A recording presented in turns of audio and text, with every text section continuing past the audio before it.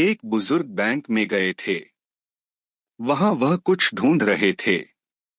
मुझे लगा शायद उन्हें पेन चाहिए, इसलिए उनसे पूछा, तो वह बोले बीमारी के कारण मेरे हाथ कांप रहे हैं और मुझे पैसे निकालने की स्लिप भरनी है। उसके लिए मैं देख रहा हूं कि कोई मदद कर दे। मैं बोला आपको कोई हर्ज न हो तो मैं आपकी स्लिप भर देता हूं। उन्होंने मुझे स्लिप भरने की अनुमति दे दी। मैंने उनसे पूछकर स्लिप भर दी। रकम निकालकर उन्होंने मुझसे पैसे गिनने को कहा। मैंने पैसे भी गिन दिए।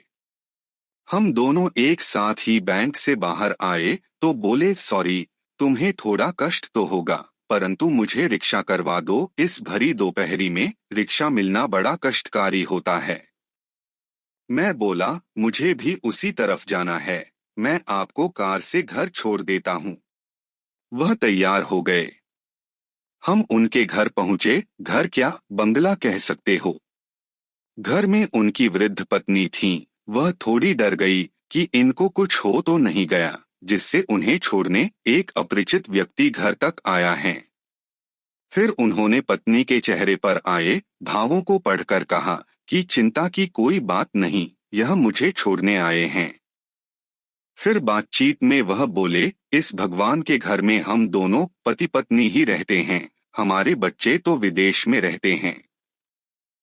मैंने जब उन्हें भगवान के घर के बारे में पूछा तो उन्होंने बताया कि हमारे परिवार में भगवान का घर कहने की पुरानी परंपरा है।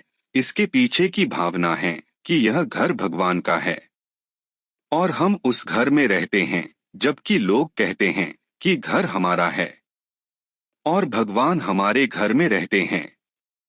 मैंने विचार किया कि दोनों कथनों में कितना अंतर है। तदुपरांत वह बोले, भगवान का घर बोला तो अपने से कोई नकारात्मक कार्य नहीं होते और हमेशा सद्विचारों से ओत-प्रेत रहते हैं। बाद में मजाकिया लहजे में बोले, लोग मृत्यु उपरांत भगवान के घर जाते हैं, परंतु हम तो जीते जी ही भगवान के घर का आनंद ले रहे हैं।